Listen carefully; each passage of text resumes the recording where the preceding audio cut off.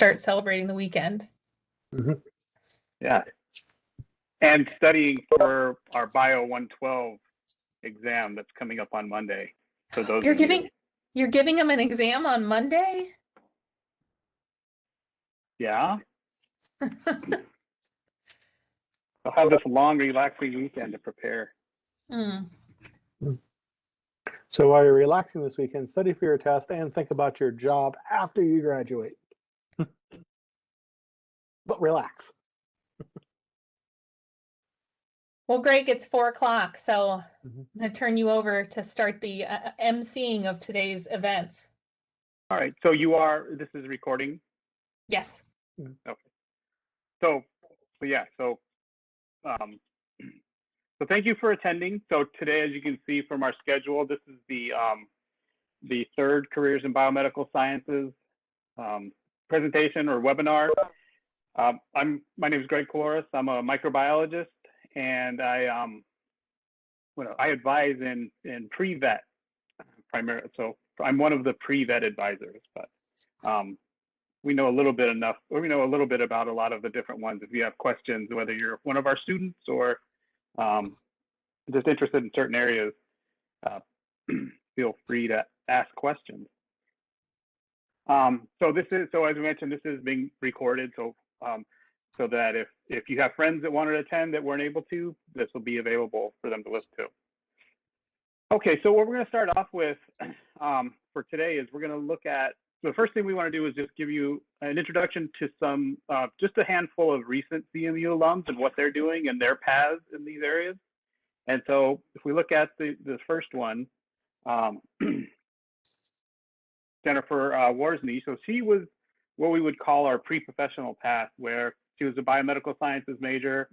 And these are just some questions we asked them at the end of the year. What their favorite course was, what they did, things that helped them. She was pre-dental, and she's at U of M School of Dentistry currently. But she's an example of someone that went right from her degree right into dental school. The next person is Jada Robinson. And so she would be an example of a pre-professional as well. And she's hoping to go to med school. She's actually in a gap year currently. So she was a biomedical sciences major. She was actually a member of CMU, the women's basketball team. And so she wasn't able to get lab experience, for example. She was actually pretty busy, although it can be done. We've had some students that have played varsity sports, really busy ones, that were still able to make it. But she's currently working as an emergency room tech at Henry Ford Hospital and an operating room assistant. And I think she changed, I just spoke with her and she changed one of those where she's doing clinical research now. She's working in a clinical research lab. But all of these in preparation for her to attend medical school. The next person is Patrick Murray. So we chose Patrick. So he was a general biology major. We don't have general biology majors anymore. So you're either biomedical or you're evolution, ecology, conservation. And but Patrick was a general biology major, or microscopy, sorry, as you'll hear about later. But he minored in sales. So he knew that he wanted to pursue some kind of medical sales. That's where he kind of his schooling brought him to. And so he had a minor in professional sales, and then he did an internship with Abbott Nutrition. It was in Columbus, Ohio, over the summer of 19. He came back. I think he graduated in December. I'm trying to remember when he did, but I think he finished in December, and then he returned with the area that he interned in. As they hired him, they liked his work when he was there as an intern. So that led right to a position with the company. And then the last example we have here is Matthew Hill. So Matthew, he was a biomedical sciences major, drug and substance abuse minor. He worked in Dr. Xantha Karp's lab for 4 years. So he was an example of someone that was able to get into a research lab and spend quite a bit of time in the research lab. And then he's attending our public health program. So he kind of transitioned over to a different building and he should be finishing that one up. And he hopes to become an epidemiologist working in foodborne illness area. And so these are just some snapshots of people. So you're going to hear a little bit about how they, ways you can move towards those types of career options, whether it's right into professional school or a gap before professional school, or even right into the workforce or another type of advanced degree. Okay. So hi, I'm Dr. Walker. I'm an immunologist and I'm the pre-dental advisor. And so I'm going to begin by talking about pre-professional paths and gap years and options for you and ways for during your gap year.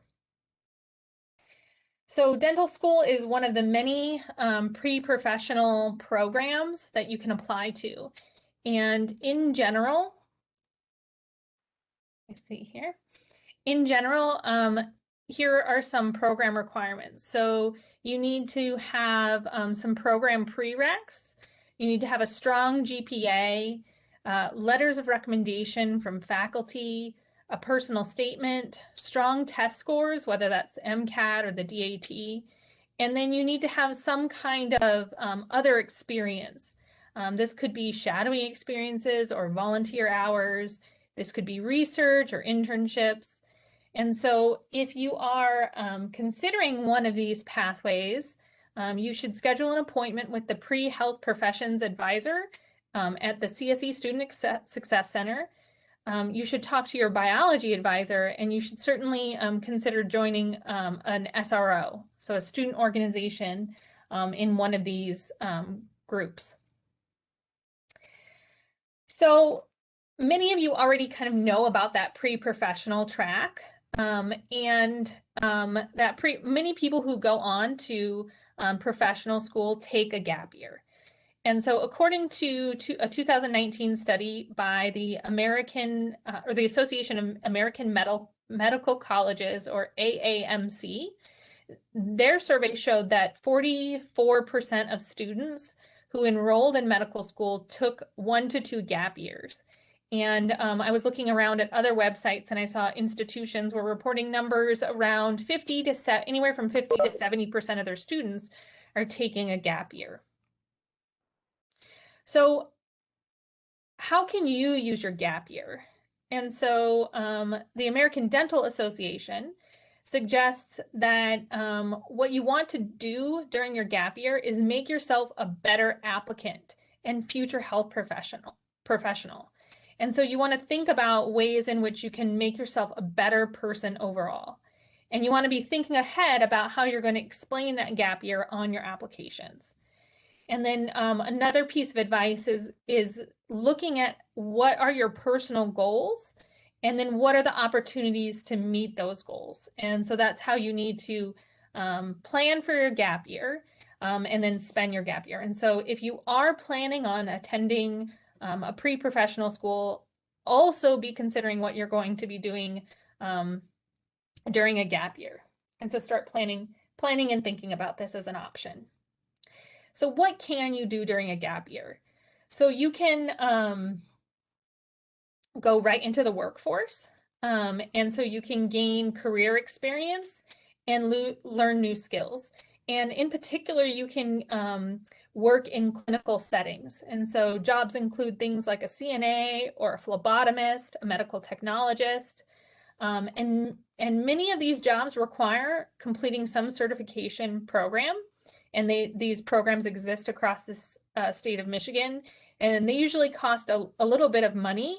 But then this is nice because you're earning money during your gap year.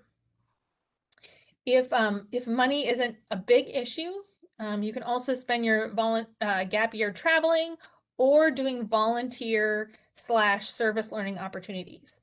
And so this is nice because you can develop professional skills, but also introduce yourself to different walks of life. These can be unpaid or stipend-based volunteer experiences. They can be local or abroad. Locally, you can get involved in science outreach at camps or zoos, museums, or you can get involved with national groups like the Peace Corps or the Health Corps, Volunteer International, and many others. So these are ways to make yourself a better person overall or gain some more relevant experience.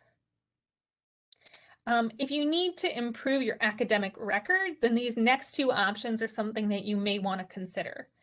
So in your gap year, you can obtain a master's degree.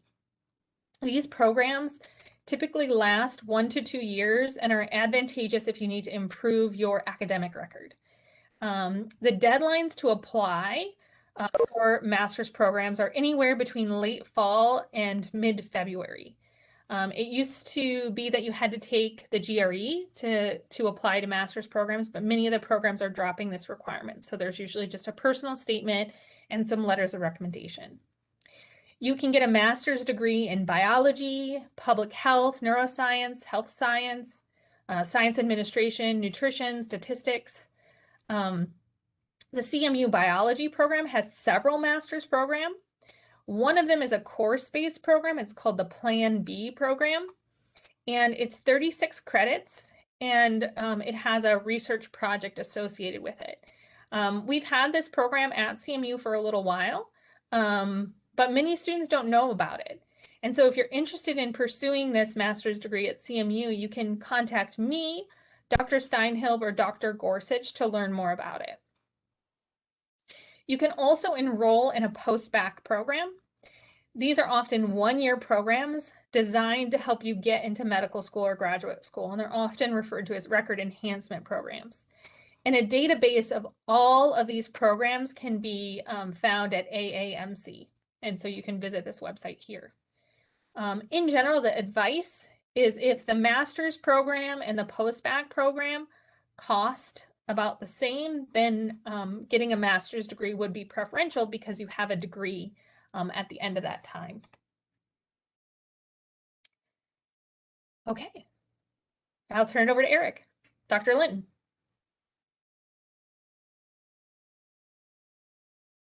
Eric, you're muted.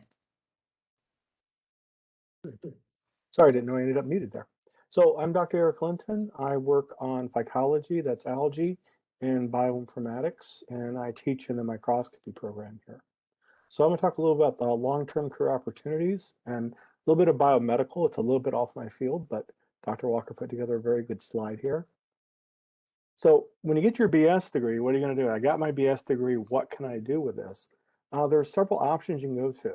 So some options, as you're showing here, I'm kind of pointing at it, but like laboratory technicians, again, these positions where you can get good starting positions in labs at academia and research institutes, say like the Van Andel and several places like that, or at different larger research institutes like Michigan State University, University of Michigan, other schools like that, where they have enormous research programs and they have a great need for research people to come and help with these programs.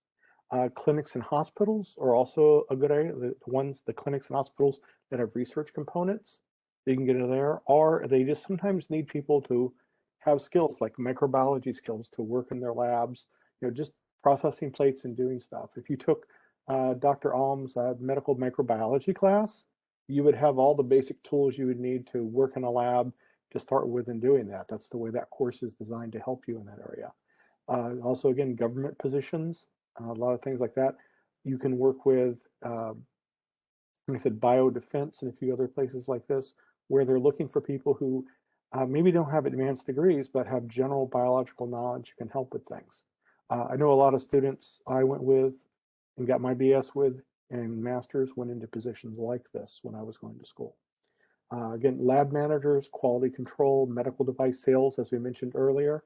Lab managers, I've had several students who come out of here with BSs and got jobs as lab technicians or lab managers in different areas. And again, if you work in a lab here doing research and ultimately you end up doing well and you're the person who ends up ordering the supplies and making sure, it's like you're making sure the stock's there and you're ordering stuff. They're like, oh, just go ahead and order the materials that you need and stuff. You're lab managing. You get experience at doing these things.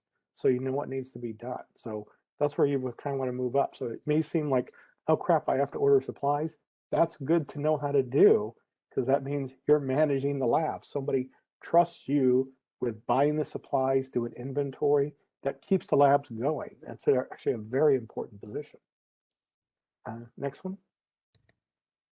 Other careers in biomedical sciences, things you can do with a BS degree. Again, minors and specialties. Teaching, again, this is a specialized degree you can get into if you want to get into teaching. You can follow that path. You can get into substitute teaching and get some experience of that. But if you want to follow a teaching, you want to get more into the teaching path. And again, you can talk to specific advisors here about what you need to do if you want to actually become a full-time teacher. Microscopists, again, CMU is the only university in the nation with a microscopy major. So even though Dr. Cloris constantly forgets about it. It's a major where you can come here and you take specialty classes. We'll talk in a moment about that, where you learn all different forms of microscopy so you can get jobs doing this type of thing. And people kind of forget it's not there. MS degrees, again, senior clinical research associate, industrial scientist, senior medical writer, epidemiologist. Again, getting your master's degree can lead to a lot of different areas. I've had a couple of my master's students. One of my master's students, he's had a couple positions, but right now he and one of Dr. Cloris's master's students are in the Michigan State lab down in Lansing. They're the ones who are doing the COVID-19 test, or at least initially like a year ago when the state was doing the test. They were the ones he contacted me about, do we have certain supplies? And he said, yeah, I'm doing all those COVID tests for the state now. So he just got his master's degree with me. I've had other master's students who are working for the USDA, and other ones who've gone from other countries and they're working in similar positions in their countries. I have a student from Sri Lanka who went back and is working in one of the state labs there with her master's degree. Again, PhD is again professional or become a professor in academia if you want to do like we do and run research labs and teach. But again, medical sales, senior industrial scientist, pharmaceutical marketing, or research in commercial labs. You can run those. Basically, if you want to have your own lab and to a certain degree direct your own research and be in charge of it, that's what you need a PhD for. If you want to just work in a lab and do research and you don't want to have to worry about the headache of running your labs, master's degree lets you do all the fun part of the lab and hopefully less of the overhead involved in that.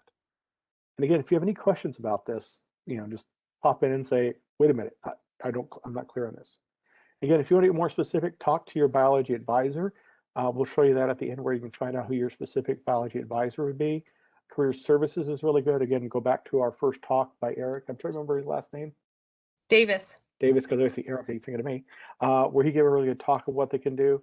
You also want to get on the networks like LinkedIn and ResearchGate, things like this, where you can connect with other people and find out and talk to them about positions and see job openings. Not the next one? Oh, all right. The microscopy concentration, just to let you know more about that. As it says here, salaries at hospitals, universities, and research institutes go from 45 to 65,000 a year. Again, this depends on what part of the country you're in. So in this area of the country, in Michigan, Illinois, Ohio, Indiana, things like that, the positions start around 45 or 50,000 and go up from there. If you're out in more expensive areas toward California or the coast, the starting salaries go up more. It's a commensurate thing. Get through here. But the microscopy concentration, sorry. The microscopy concentration consists of 4 classes. There's light microscopy and transmission electron microscopy, and these are 2 courses that are offered in the fall. And the other 2 courses are confocal laser scanning microscopy and scanning electron microscopy. And these 2 courses are offered in the spring. And the pictures down here, the one on the left, this is the TEM that we have, and this is a set of pictures showing you kind of what we kind of views we have of things. The middle one here is our confocal scope, and these are some images you could get off that scope. And the one on the right is our SEM, and again, these are some pictures you could get off of that. And the whole point of the microscopy major is to train you in all the different types of microscopy so you can get a job doing all these various things, either working in a facility or working in someone's lab who does microscopy. So you could work in a core facility where many people come to you with different projects and you help them. Or I have some of the students who've gone on and they work in a person's lab and they do all their microscopy and then maybe some other stuff, but their primary duty is to carry out their microscopy. Next slide. And again, if you have any questions, pop in. So what do you do with these? Well, in the BS degree in microscopy here, we train you in light, confocal and fluorescence, transmission, and scanning electron microscopy. For the BS, most of them go on to what's called research technicians or RT1s in this type of position. You get experience. So the way the courses are designed is you can get experience. You learn how to prepare samples. So it's everywhere from how to prepare samples to how to make pictures like I showed you there, which are plates like we do from publications. So how to go from sample to publication pictures. So that when you're done with these courses, you can say, here are examples of my work. And these are all the things I know how to do. For most of this, they want starting positions are called research technicians 1. You can get in on this.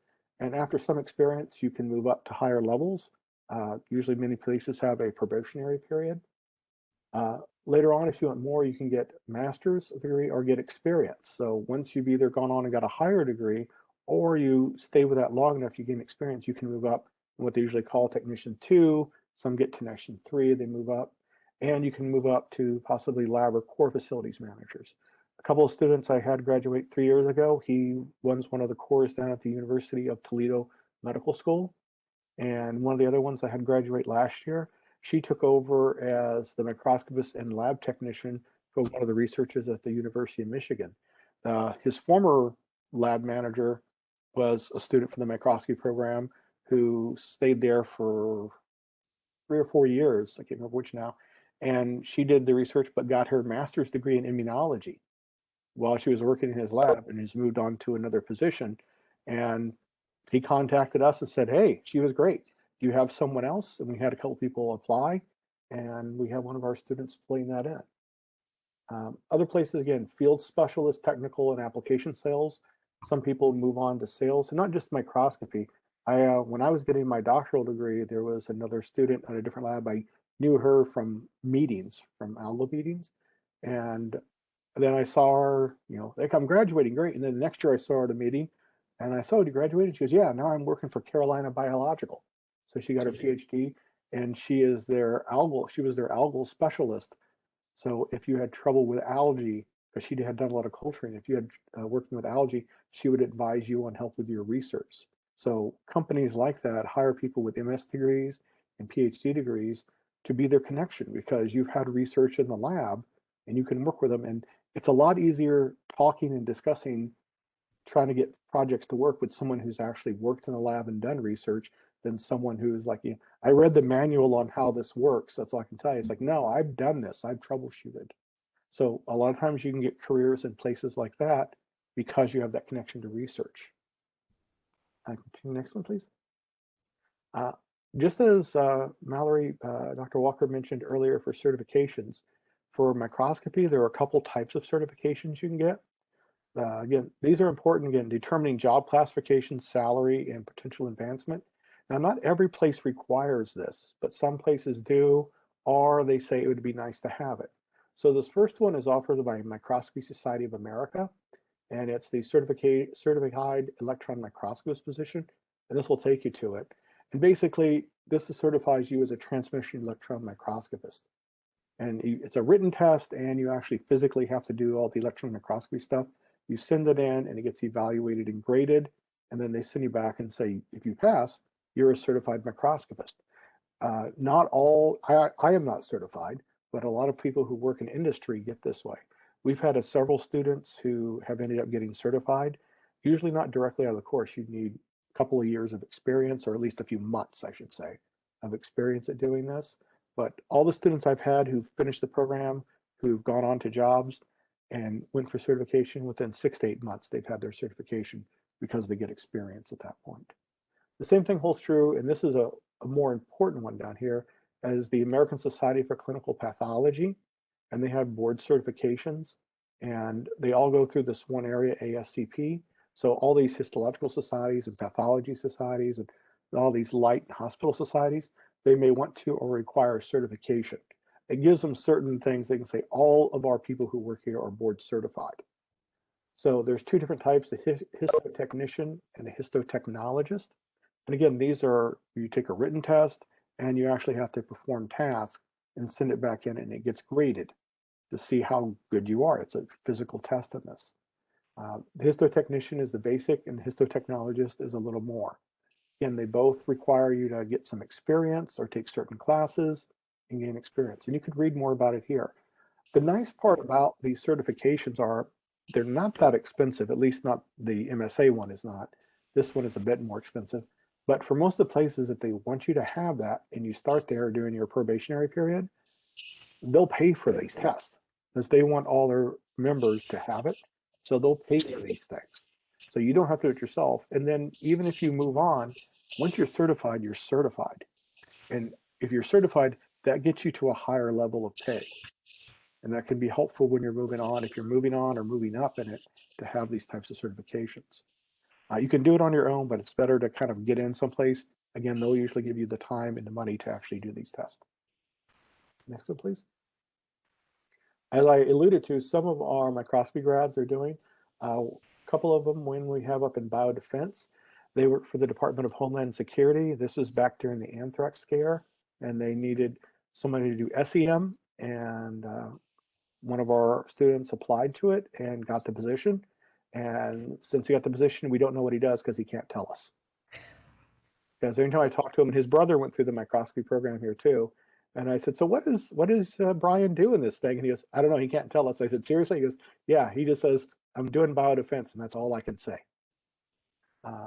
Confocal technician at Wayne State, electron microscopy specialist, University of Michigan. This is the one where I told you we have some students working at University of Michigan, got this position. This was the brother, Devin. He got this position at University of Michigan. His brother, Brian, was 2 or 3 years ahead of him, got this biodefense position. Digital imaging specialist in microscopy, lab manager, microscopy technician, University of Michigan. This is the student who took over for a former student there and got that position. I just checked with her a couple of weeks ago, said, how's it going? And she goes, I was so nervous about doing the job, but I'm doing great now. Doing stuff I was always afraid to. Now I do it every day routinely. Electron technician, University of Toledo Medical Center. So we have students in lots of different places working in commercial labs and academic labs and in government labs. If you want to get more information about this, you can talk to myself, Dr. Dannenhofer. We're the official advisors for microscopy, but you can also speak with Dr. Hertzler and Dr. Damer. They also teach in the microscopy program. I teach the SCM and the TM, and Dr. Damer teaches the light, and Dr. Hertzler teaches the confocal class. All right, so we have learned a little bit, or we've gone over a little bit about what our alumni have gone on to do, and what types of career paths are out there for you. So you can go the pre-professional path and may or may not take a gap year. And there's lots of long-term career options. You can go to fresh out of college with your BS degree. Some jobs may require a master's degree or a PhD. Those positions may pay more, and you may get a little bit more flexibility, and there might be some more responsibility. So there are a lot of options for you to consider. So, okay, so let's say you have identified a job that you would like to get. So how do you now plan to go get that job? So I'm going to be giving a pragmatic overview of career planning. So how do you gain experience and develop job skills? And how do you prepare your applications and hunt for jobs? So the first thing is to kind of identify the skills that you need to get a position. And here I'm really talking about these long-term career options. So let's say you want to do some type of research. So the first thing that you want to do is you want to develop your investigative skills and your research skills. You want to develop skills to answer questions that use the scientific method. So this could be defining a problem or doing a technique like PCR. You want to be able to interpret the results from your experiments, perform statistics, and also prepare reports. Other skills that are really important, these are either described as fundamental skills or transferable skills, are developing really strong analytical skills. And so you want to be able to reason logically. You want to be able to take that collected data and present it in graphs And you want to be able to make projections off of that data. So if this, then that. You also want to develop communication skills. Communication is key. So in reference calls, I have a student applying for a job, that person's going to ask me how well is a student at communicating? How good are they at communicating? And how good are they at teamwork? And so it's really important that you gain the skills to present your work and to practice talking about science to both experts and non-experts. So how do you get those skills? Well, the good news is that you've already have a pretty good start. So in the core curriculum, you gain a lot of experience with working in teams, with writing reports, like writing lab reports. You get to get practice giving presentations and learning a variety of lab techniques. You can then specialize and develop more techniques in your upper division elective courses. And so if you're interested in developing more technical experience, you can take courses like biotech or cell culture. Any of the microscopy courses would be great to take. Med Micro is a good course. Anything where you're going to be having that lab component and building those skills. And so you can speak with your bio advisor about what semester these courses are offered in. Another great way to get this experience is to do research, to be an undergraduate researcher. And this is one of my favorite things to talk to students about. I kind of fell into science and kind of changed my career track from wanting to be a pharmacist to wanting to be a researcher by getting involved in undergraduate research. And it's one of the best things I did, and you really get a lot of technical experience. You get to learn new methods, you get to collect your own data, interpret that data. Oftentimes my students get the opportunity to present their data either regionally or nationally. At CMU, we have an undergraduate research symposium, or you may get to travel. There's also undergraduate presentation grants from the Office of Graduate Studies for you to go and present your work somewhere else. And that looks great on your resume when you have that type of experience. These opportunities also help you hone your critical thinking skills and develop professionally. And you also get more access to individualized mentoring because you get to work somewhat closely with a faculty mentor. I will say that even if you're interested in doing biomedical research as a career, you're not necessarily limited to doing biomedical research for your undergraduate research experience. For example, I had a pre-dental student that worked with Dr. Zanata and studied muscles, and she went and presented her work, and she got into a lot of dental schools, and they really appreciated that she was able to use the scientific method to ask a research question and had strong analytical skills and strong communication skills. And so you don't have to think about just getting into a biomedical research lab. Really, undergraduate research is going to help you develop all sorts of skills. So in my mind, research leads to a lot of different careers. So this is just an example of some of the places that my students have gone on to after graduation. So we have a lot of pre-professional programs like a PA, a nurse practitioner, PhD programs, master's programs. So 2 are in a master's in public health. 1 is in medical school, and 1 is taking a gap year to get a master's in science administration and then on to medical school.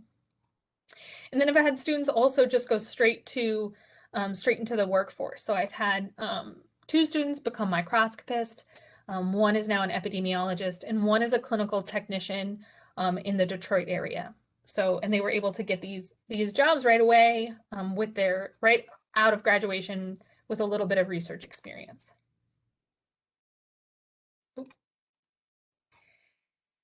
So besides getting into a research lab, there are other ways to get research experience. And these two here really focus on using your summers. So you might be really busy during the school year or just not have the ability to get into a lab and volunteer. And so over the summer, you can apply for internships. And so you can find a lot of these internships on job boards like Indeed.com. And so I just searched really quickly for internships in the state of Michigan, and I found several for biomedical students, for several internships at the Henry Ford Health Systems and the Van Andel Institute. There was also many internships that are U.S. based, like at Johnson & Johnson and Amgen. A lot of biotech companies are hiring quite a bit right now. And if you're interested in doing one of these internships, you can actually do these internships for credit. And if you're interested in that, you can schedule an appointment to meet with Dr. Deborah Linton, who is in charge of the internship program. And so I'll let Dr. Caloris talk about the REUs. Okay, so the REU program or programs, REU stands for Research Experience for Undergraduates. So it was developed by the National Science Foundation. And so they award grants to different universities to bring in students to work in the summer. And usually it's students not from their own institution. So for example, we have one here at CMU that goes up to Beaver Island. However, some of the guidelines are that usually no more than half of your students can come from your home institution. They have to come from somewhere else. And so when you apply to something outside of CMU, you're actually in a better position than those that are applying within. And so the first one I'll mention is the NSF one. So so if you just simply do a Google search for NSF REU program, or you can go to the website nsf.gov, but you have to kind of navigate through there. But once you get to the once you do the Google search for NSF REU programs, the next page will show a screenshot of what you can navigate to. You go to the next slide. And so this is where it took me. So when I did that, and what you'll see here is this is a description from the National Science Foundation, and just some of the words about it. So a number of research opportunities for undergrad students. And usually they're in groups of 10-ish, so 10, 12, some are 8, some are smaller. And usually there's a theme at the host institution. So for example, ours here is Great Lakes research. And you get paid for these, so you get a stipend. So that's part of the program, is that a stipend must be awarded. So they're usually, in the past at least, have been about anywhere from 4,000, 5,000, 6,000 that you can make working. And then some of them will also help you with housing as well. We'll provide dorm housing or some kind of assistance with housing. And so then if you get to this site, so there's NSF has a number. So the search for an REU site. So if you go to that, it'll let you search by subject. So if you go to search and then you hit biology, you get the biological science REU site. And I set it to show all. So there's 138 active ones currently. Okay, so our program here at CMU is one of them. And I just caught these first two that you see here. So they're listed alphabetically, but these are all biological sciences, but they're also cross-listed in some cases. So you notice biology, the research topics, keywords there. So biomedical engineering, chemistry, physics. So they tend to be cross-listed especially if they're interdisciplinary. But this first one you see is at another institution, Alabama State University. So some REU sites are at universities themselves. Others, like you see the next one, is at the American Museum of Natural History. So some museums will have students come out and conduct research as well. So you can go to Montgomery, Alabama, or New York City. So these are just two examples. And if you scroll, so there's, like I said, there's 138 of them currently, and that students can apply to go for the summer, gain some really valuable experience, and maybe even see a different part of the country that you might not have otherwise. So REU sites, at least through NSF, are they're labeled as non-biomedical, meaning it can't be disease-related research unless they couch it in the basic sciences. But they're very much biological. And so, because you can even see the one at Alabama State is regenerative sciences. Okay, so a lot of things do have biomedical underpinnings, but it's very much basic research. So you still could work to do something on diseases or the immune system or the evolution of diseases, but they have to be couched in a way that they're specifically not, generally they're not you don't find them at med school. So there's another category or just different types of summer programs. And these are listed here through the AAMC. So Dr. Walker pointed out this group earlier. So was it American Association of Medical Colleges? Had to think about that. And you can see here, now these are explicitly, decidedly biomedically related. So you see a lot of medical schools, the College of Medicine. So these just list individual ones, but if this wasn't just a screenshot, and I could scroll down, you would notice the U of M has, I think, 4 different ones. So they have their medical school has 4 different summer undergraduate programs. Okay, they don't just have a single one like some of these do. But this is just another alternative to a summer research program that you can get into, but that's very much biomedically oriented. Go ahead, I think. And then just one thing I'll say about this, and I think Mallory mentioned this as well in terms of what kind of research you do. So Eric, Dr. Linton mentioned we have 2 students, both he and I have former grad students, both of which got their undergrads at CMU too. And my student Laurel, so both of them are working with COVID detection right now. So Laurel, her research was on soil microbes. Okay, nothing biomedical even close. Okay, and Eric's was working on the evolution of algae. Right. Yeah, I know it's much more exciting than that, but he was working on actually algal viruses. Oh, okay. So, but he did lots and lots of PCR, and that's what got him, because it was a pain in the butt to do. So he had a lot of PCR experience. Right, and that's the same thing with my student. She was doing a lot of DNA extraction. She was doing things that allowed her to she learned basic molecular techniques in the lab, but these are things you also get from the biotechnology class as well. So you can learn a lot of these really basic techniques that you might do them in an environmental setting, but they have relevance in biomedical settings as well. Yeah, so those are just ways for you to start to really build your work experience, as well as building your foundational knowledge. So if you have questions about how to get to those programs, or you find a program and you want to figure out if it's any good, or you're having an issue preparing your application materials, like definitely meet with your biology advisor, because we're happy to sit down with you and make sure that you apply to those opportunities and that you have good success getting into them. So continuing on with a theme of how to practically plan for your career, take the opportunity to build relationships. So talk to your biology advisor, but talk to other faculty that are teaching your courses. They may be able to share stories with you, or know someone at a company. And also, it's never too soon to start networking with employers. So you can attend career fairs. You can also contact people via LinkedIn. And so Eric Davis, if you go back and watch the career services, he'll kind of explain how to find CMU alumni that have gone on to work in industry. And so how you can find them on LinkedIn, and then you can contact them and you can ask them more about their jobs or their company. And so this is a good way to begin to build those relationships.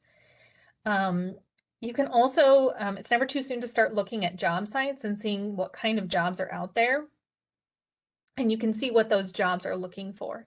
And so as Dr. Caloris and Linton mentioned, you might see a lot of jobs that want you to have PCR experience. And so you may learn how to do PCR in biotech, but to really have experience to do it, you're going to want to be involved in some type of independent research in which you're doing quite a bit of that, and then you can put it on your resume. And so let's say you've gotten to the stage now where you're ready to start to begin to prepare your application materials. So definitely take advantage of the Career Center. They have a lot of resources to really help you nail that interview. You want to make sure that your materials are really polished. And so at the Career Center, they have a really nice template of how to make your first resume, or if you're applying for academic jobs, it might be called a CV. The format is slightly different. And so you want to make sure that you're really selling yourself on that piece of paper. If you're applying for a job in industry, it's really important that you use, in the job posting, you use your skills that they're looking for. You want to put those word for word in your resume, because often what they do at these companies is that they'll let a computer scan through your first pass of resumes. And so if you have those skills, you want to put them word for word into your resume. And so you want to make sure that your application is free of typos. You can also polish your LinkedIn profile. So I actually bought a book for my students in the lab so that they could develop a really good LinkedIn profile that works for them. And then you also want to practice interviewing, because interviewing is really a skill, and you can practice this actually at the Career Development Center. And so these are just things to keep in mind. You really want to put your best foot forward, and you want to seem enthusiastic and really interested in the company when you go to apply, and interested in what people are saying to you. So that's kind of how you would go about preparing for an interview.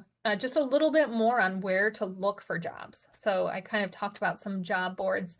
So you can find job boards on professional organization websites.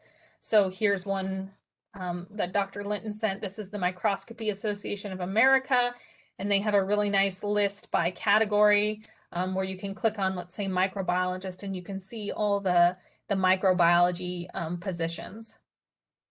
There's also job boards at the American Association. These are just a few. American Association for the Advancement of Science, American Society for Microbiology, American Society for Human Genetics, Cell Biology, American Institute of Biological Sciences.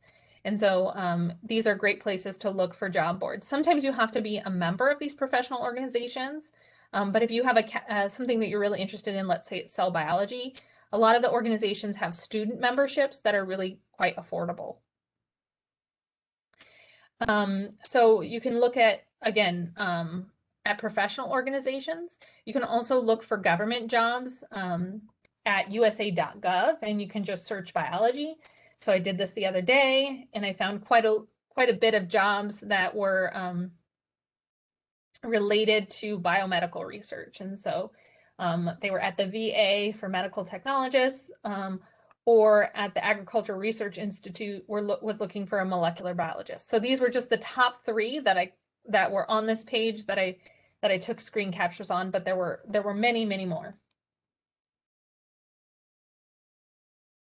You can also attend the career fairs at CMU. So there's quite a few that are put on. They usually happen in the fall, so there's very few left for this year. Because of our ability now to do things online, we've been pairing up with larger institutions and hosting more companies at our career fair, which is great news for our students. There's also a job board on our Career Development Center, and so what they do is they kind of collect all the jobs from Monster, ZipRecruiter, Indeed, all those sites, and then they make sure that those places are really vetted, so you work for like a legitimate company. And so they also only post full-time jobs, so they kind of filter down the available jobs to something that would be full-time from a reputable company. So that's a great place to start when you're looking for jobs. Also, Twitter is a great place to look for jobs.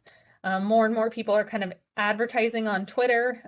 So you can use the hashtag undergrad STEM or STEM careers and start kind of following that and learning more about careers and who's hiring. So I just saw the other day someone posted, hey, if you know any undergrads, I'm hiring a lab technician, right? And so they're kind of putting it out there. So if you have scientists you like or you can follow, you can see if they're advertising a job. So, and I'll just add one thing about the career fairs. It's never too early to go to them, even if it's just to see what it's like. And they, at the Career Center, they really encourage that. Just attending them, so the first time you go, you're not just kind of, maybe overwhelmed is not the right word, but you know what to expect. So then when you're really ready to interview or to talk to people, you feel more comfortable in that kind of setting. So it's just a good idea to go and see what they have, see what they're about.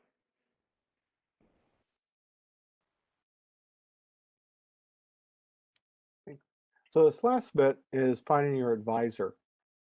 So if you go to the biology department's webpage, the Department of Biology here, people go through, you'll find a link on the main biology page. It says, find your biology advisor, biology academic advisor. And then they're broken down into groups: biomedical, pre-professional career, ecology, teaching, microscopy, undecided, and other miscellaneous, the teaching degrees and things like that.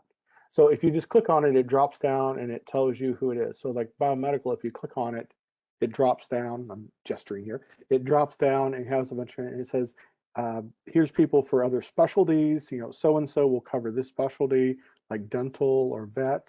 And some of them will drop down and say, if you're interested in this, your advisor, if your last name starts with A through M, you would see this advisor. And if it's N through so-and-so, you would see this advisor, just to split things up. So what you want to do is go to the biology main page. And again, these are the academic advisors. So this is like myself and Dr. Walker and Coloris and Skiza and Alm and all the people who are teaching the biology courses. This is not the same person when you go see the Career Center and the Student Success Center and they help you out. We're after this the next level to talk more about your careers. So see them and talk about courses, but also find your specific advisor for classes when you get up to the upper levels and when you're looking for jobs. Come talk to us as well. Again, we got jobs, we know people, we have students with jobs. We can help you with that and help you know which courses you should take. So again, this is just click on it and you'll find out who you should be talking to about these different classes and about going on for careers in this. Otherwise, I'm going to say thank you, and if you have any questions, speak up now and let us know. But it's been great having you here. Yeah, if there are any questions, please let us know. And this video was recorded and it's going to be available on the CSE YouTube page. So if you if we said something but it was kind of fast and you didn't quite catch it, you can go back and watch it or share it with your friends. So, but are there any questions?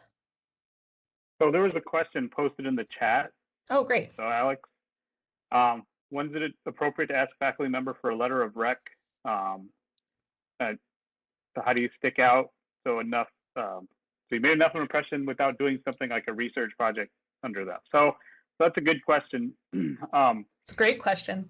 Especially this time of, going through what we just went through, there's a lot of people in similar situations. And that's where it's important in some of these classes you've taken, especially if they're somewhat smaller, if they were able to watch you perform in a lab, for example. So Alex was specifically in one of my classes though. So whether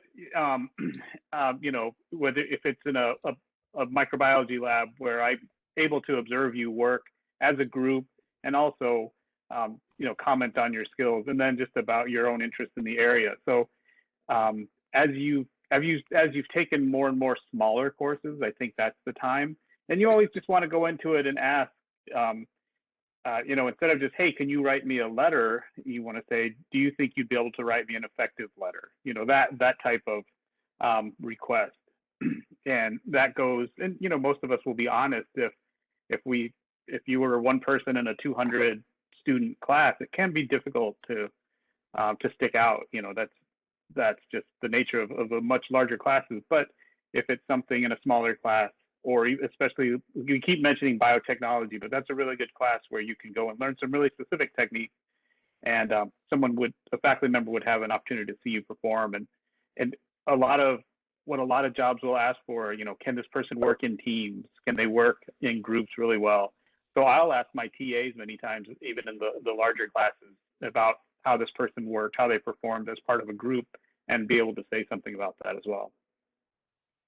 Yeah, I'll definitely echo that too. I think any of your 500 level classes, if you do, if you're getting A's and doing well on the exams, your professor notices that, right? They notice that you're performing well. They notice, I notice when my students are coming prepared, and when they answer questions that I ask. So if I ask a question, and it's dead silence, if a student will answer, they won't take over the conversation, but if they answer, I notice that and I keep track of that, and I do so little things to make sure that if you're doing really well in the class and if you're engaged, your professor's going to notice. If you didn't do well, but you met with your professor to kind of go over why you didn't do well, or maybe you did well in a specific aspect of the course, you may still be able to approach that professor and say, could you write me a strong letter?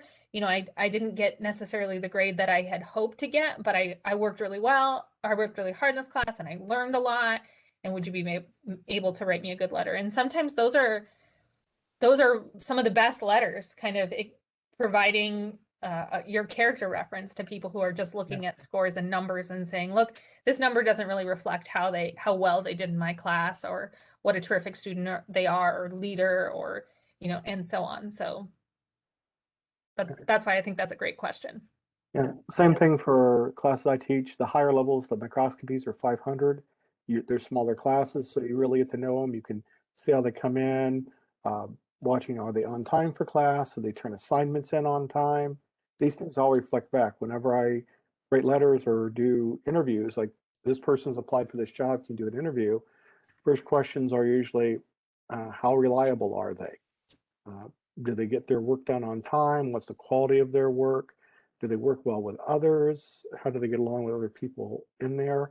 A lot of times applying for positions in lab, even if it's just you're going to work in a lab like one of our labs here, or a larger core lab, you're going to have to interact with other people. If you don't interact well with other people, that could be less. But it can be, it's like, well, they're kind of shy. I say they're kind of shy, but they're very good at what they're doing. And after you kind of get to know them, it's different. Like I had a student, I said, at first he seemed very put offish, and he was kind of a big guy and he's kind of dark. And he always seemed like he was mad about something. And I was just like, but then he asked to do a project with him. We talked and we're going through. I was like, it was like the coolest, nicest guy I'd had in forever. And it was just like, but just sitting in the class, he was always like this, very serious looking. But he was a nice person. So get to know them, see some interactions. They can say great things about you. And the other thing I guess I should have mentioned sooner is that everyone that's hiring right now is very aware that for the last year, those opportunities to get hands-on research have been non-existent for undergraduate students. And so that's true of everyone, right? And so the pool that you're competing with to get careers is in a very similar situation, right? That they may not have that experience that they had hoped to get because of COVID, right? And so apply, because everyone's in the same boat, and don't sell yourself short, and if you need to kind of take a gap experience, then, or get a little bit of extra research experience, that's fine. But you could also probably get some job. Your first job is always the hardest to get, but you get your foot in the door and get a little bit of experience, and then you might be able to move on to something better. Yeah. It's always nice if you can get a job that can either combination of using skills you have, but if it can add some new skills. That thing, I can sharpen the skills I have, but can I learn something new? One of the first jobs I had between getting my master's and for my doctorate was at the Cleveland Clinic, and it was in cancer research. doing colon. So I had done some tissue, I had done some culture, but I had done owl culture and microscopy, and they did that, but it was tissue culture. So I learned how to do sterile technique under the hood, how to do tissue culture setup. We worked with, what was it? We had colon cancer and prostate cancer. So do tissue culture for that.